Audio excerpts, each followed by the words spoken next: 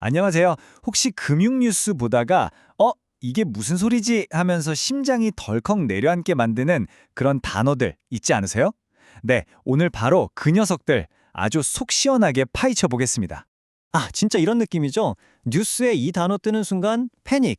괜히 나만 모르고 뭔가 큰일이 난 것 같은 그런 불안감이 확 밀려오잖아요.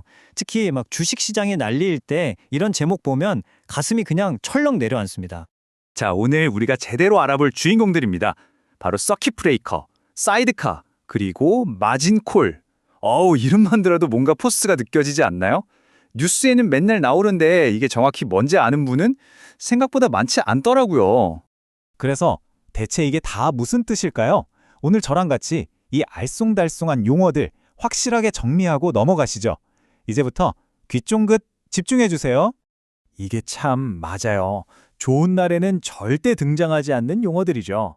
주식시장이 잔잔할 때는 들을 일이 거의 없어요. 그러다가 코스피가 막 역대급으로 폭락한다거나 시장이 정말 정신없이 흔들릴 때 바로 그때 수면 위로 슥 하고 나타나는 그런 단어들입니다. 자, 그럼 첫 번째 경고부터 한번 살펴볼까요? 시장의 과속방지턱이라고 불리는 사이드카입니다. 이건 그나마 덜 심각한 단계의 경고라고 보시면 돼요. 사이드카의 아주 중요한 특징은요. 이게 주식시장 자체 때문에 아니라 선물 시장 때문에 발동된다는 거예요. 선물이 뭐냐면 미래의 주가 지수를 예측해서 미리 사고 파는 계약 같은 건데 이 선물 시장이 갑자기 너무 뜨거워지거나 차가워지면 그 충격이 현재 주식시장까지 확 덮칠 수가 있거든요. 사이드카는 바로 그걸 막기 위한 뭐랄까 일종의 방파제 같은 예방조치라고 생각하시면 쉽습니다. 자, 그럼 이게 어떻게 작동하냐면요. 선물 가격이 1분 동안 5% 넘게 확 오르거나 내릴 때 발동돼요. 근데 여기서 진짜 중요한 거, 모든 거래를 다 멈추는 게 아니에요. 기관 투자자들이 컴퓨터로 자동으로 사고 파는 거, 이걸 프로그램 매매라고 하거든요. 딱 그것만 5분 동안 잠시 멈추는 겁니다. 시장의 충격을 좀 완화시키려고요. 그러니까 우리 같은 개인 투자자들은 계속 거래할 수 있는 거죠. 일종의 타임아웃 같은 거예요. 자, 사이드카가 특정 차선에 있는 과속방지턱 같은 거였다면 이번엔 도로 전체를 그냥 막아버려야 하는 훨씬 더 심각한 상황이 있겠죠. 그때 등장하는 게 바로 시장 전체를 위한 비상 브레이크, 서킷 브레이커입니다. 서킷 브레이커. 말 그대로 전기가 너무 많이 흘러서 과부하 걸릴 때 탁 하고 내려가는 그 회로 차단기에서 따온 이름이에요. 정말 혼란스러운 상황에서 누군가 자, 모두 일단 얼음! 하고 외치는 거랑 똑같죠. 우리나라에는 IMF 때 주식시장이 엄청난 충격을 받았잖아요. 바로 그 직후인 1998년에 도입됐어요. 투자자들이 너무 공포에 질려서 이성적인 판단을 못하고 주식을 막 던지는 이른바 패닉셀링을 막기 위한 정말 최후의 안전장치인 셈입니다.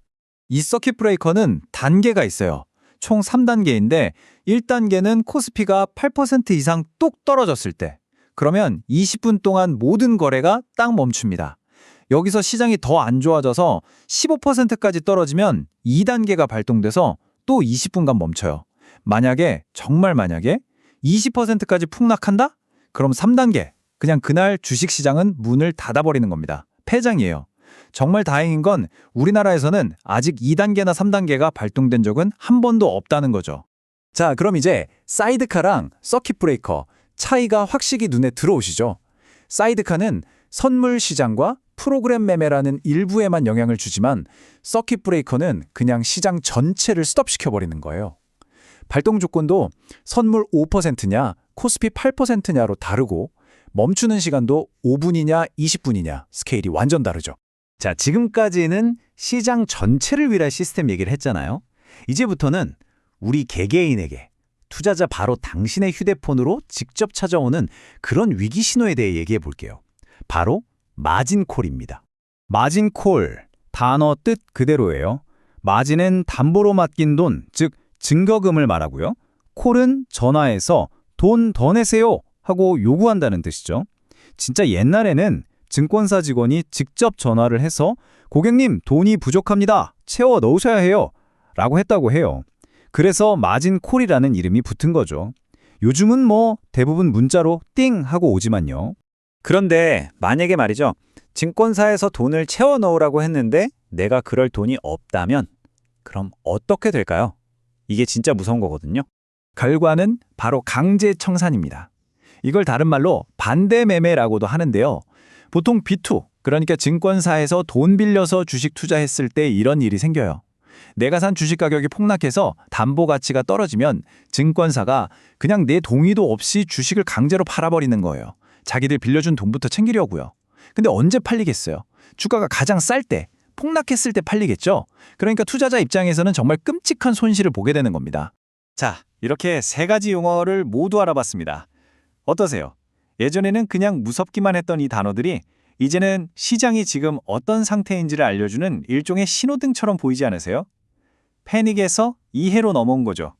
자, 오늘 배운 내용 여러분의 지식 툴킷에 딱 장착해 드릴게요. 사이드카는 뭐다? 네, 과속 방지 턱. 잠깐 속도 좀 줄이라는 거죠. 서킷 브레이커는? 맞아요. 비상 브레이크. 모두가 잠시 멈춰서 머리를 식히는 시간. 마지막으로 마진콜은? 이건 내 계좌에 빨간불이 켜진 개인 경고등입니다. 이제 이 세 가지 절대 헷갈리지 않으시겠죠? 이게 오늘 얘기의 핵심인 것 같아요. 우리가 이런 규칙을 안다고 해서 시장을 예측할 수 있는 건 아니에요. 이건 무슨 점을 치는 수정구슬 같은 게 아니니까요. 하지만 적어도 뉴스를 보면서 무작정 패닉에 빠지지는 않을 수 있습니다. 혼란스러운 정보들 속에서 지금 이런 상황이구나 하고 이성적으로 판단할 수 있는 든든한 기준점이 되어줄 겁니다. 자, 이제 여러분은 시장을 멈추는 규칙들에 대해 알게 되셨습니다. 근데 한번 생각해 보세요. 과속 방지 턱도 만들어야 하고 비상 브레이크까지 여러 단계로 설치해야 한다는 건 반대로 말하면 우리가 만든 이 금융 시스템이 정말 얼마나 엄청난 속도로 움직이고 있다는 걸 보여주는 게 아닐까요? 인간의 반응 속도를 훌쩍 뛰어넘는 이 시스템을 우리는 앞으로 어떻게 이해하고 또 어떻게 함께 가야 할지 한 번쯤 깊이 고민해 볼 만한 질문을 던지면서 오늘 이야기를 마무리하겠습니다.